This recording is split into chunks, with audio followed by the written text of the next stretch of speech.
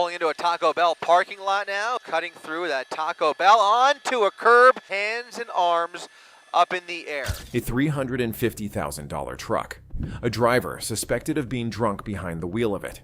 A bicycle in the bed of the pickup that nobody could explain.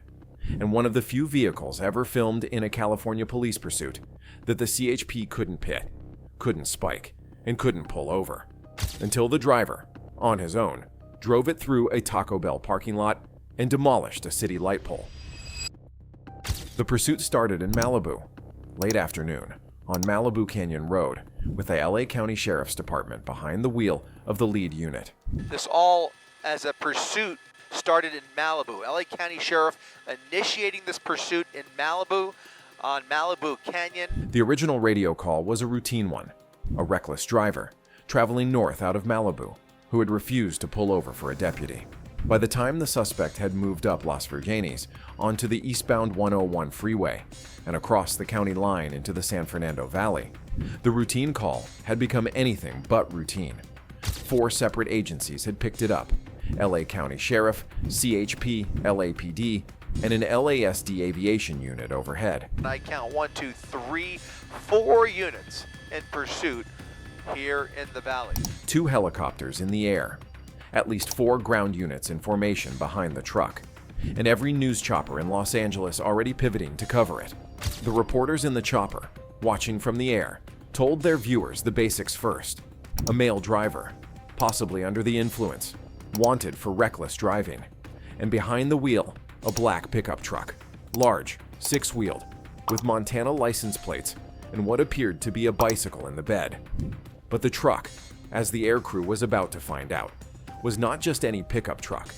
It was the single most expensive vehicle they had ever seen in a Southern California police pursuit. We think this is a Hennessey Velociraptor. It's an exotic truck, 6-wheel drive, price tag of upwards of $300,000. A Hennessey Velociraptor, 6-wheel drive, custom-built off-road pickup.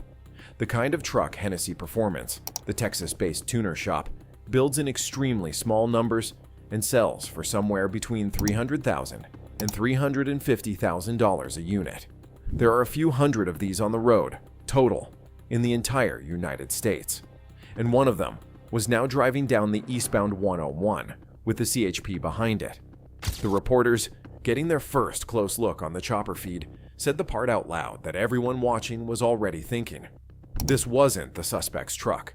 The Montana plates, the dealer-fresh look, the absence of any normal owner-installed accessories.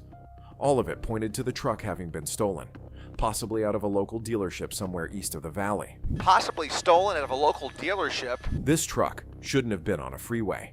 It shouldn't have been in California. It definitely shouldn't have been driven by the man behind the wheel. And it was about to prove a point that California Highway Patrol had not seen on tape before. And then, somewhere around the 8-minute mark, CHP did something the chopper reporters didn't even think they would try. The fact that they even attempted that pit maneuver is a little surprising to me. A CHP cruiser closed the distance behind the Velociraptor and tapped the right rear quarter, the exact same maneuver that had ended the Inland Empire burglary chase 40 miles east of here just months earlier. The exact same maneuver that's worked on every Honda, Toyota, Mercedes, and BMW the CHP has ever pitted in a California pursuit. The Hennessey Velociraptor barely flinched. The contact bounced off. The truck kept going, and the chopper reporters, who had been narrating pit maneuvers in California pursuits for 20 years, said it on live air. I can't imagine them trying another pit maneuver, especially in these surface streets. And just like that, a tactical option that ends 9 out of 10 freeway pursuits in California, gone. CHP couldn't pit this thing. The treads on the off-road tires were too thick for spike strips, and the truck was too heavy, too high, and too well built for any of the soft tactics that work on regular passenger cars. The driver, drunk or not, had accidentally picked the one vehicle on the road that hour that was almost impossible to stop. But here's the thing. The driver, by this point, was no longer running. He was lost. He appears to have gotten lost there. The reporters started narrating it openly on the broadcast. Random U-turns. Now making what appears to be a random U-turn. Wrong way swerves. Sudden full stops at intersections he had no business stopping at. He'd come down Chandler Boulevard, then U-turn back. He'd take a right onto Woodman, drive 3 blocks, and then turn around. He pulled into one parking lot off of Van Owen Street, drove halfway through it, and then pulled back out the way he came. He completed a full circle through Van Nuys. Has now done a full circle through here. Same stretch of Van Nuys Boulevard, twice, in opposite directions, 10 minutes apart. And the chopper crew started laughing on air. Not in a mean way. In the way you laugh when something has stopped being a chase and started being a slow-motion crisis. They started naming the streets out loud as he hit them. Satakoy, Kester, Sherman, Hazeltine Avenue, Coldwater Canyon. They all sound the same after 20 minutes of looping through them. And it was somewhere in the middle of that loop, watching the truck swerve through a residential intersection at 25 miles an hour, that the reporters in the chopper said the word out loud for the first time. DUI. Possibly suspected of driving under the influence here. The original one, we're being told now from CHP, is reckless driving. But what the air crew was watching, in real time, didn't look like reckless driving anymore. It looked like a man who couldn't remember which way he'd come from. And then, almost an hour into the pursuit, the driver did something that no one in the chopper, no one watching the broadcast, no one at LA County Sheriff Dispatch expected him to do. He pulled into a Taco Bell parking lot at Coldwater Canyon in Van Owen, in the middle of the San Fernando Valley. Pulling into a Taco Bell parking lot now. Surrounded by police cruisers, with a helicopter overhead, and the Hennessey Velociraptor still doing 40 miles an hour. He didn't slow down. He didn't try to use it as cover. He just drove straight into it.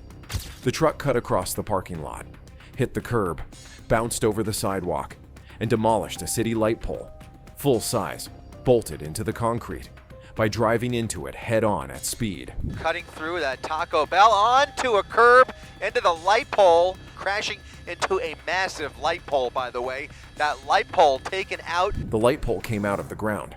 The truck's front end crumpled. And the entire thing, the chase, the pursuit, the multi-agency response, the 15-minute Van Nuys loop, came to a complete stop in the middle of a Taco Bell parking lot. The driver tried to gas it. The wheels spun. Dirt sprayed up from the curb. The truck didn't move, and after a few seconds of trying, the driver finally did the only thing left to do. He opened the driver's side door, put his hands in the air, and surrendered to the CHP officers who had been waiting all afternoon for him to make a mistake big enough to be stoppable.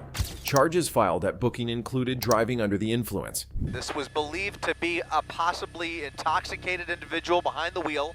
Felony evasion of a peace officer, possession of a stolen vehicle, reckless driving on a public highway, and damage to public property. The Hennessey Velociraptor, $350,000 off the dealer lot, 6 wheels, custom built, almost impossible to stop on a freeway.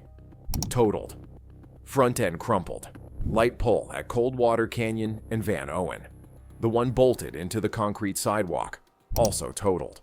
The driver, the only person in the vehicle for the entire pursuit, taken into custody by California Highway Patrol officers without resistance. The driver, the only one in the vehicle taken into custody. The pursuit covered roughly 20 miles, 2 cities, 3 different freeways and surface routes, and somewhere around an hour and 10 minutes of live broadcast.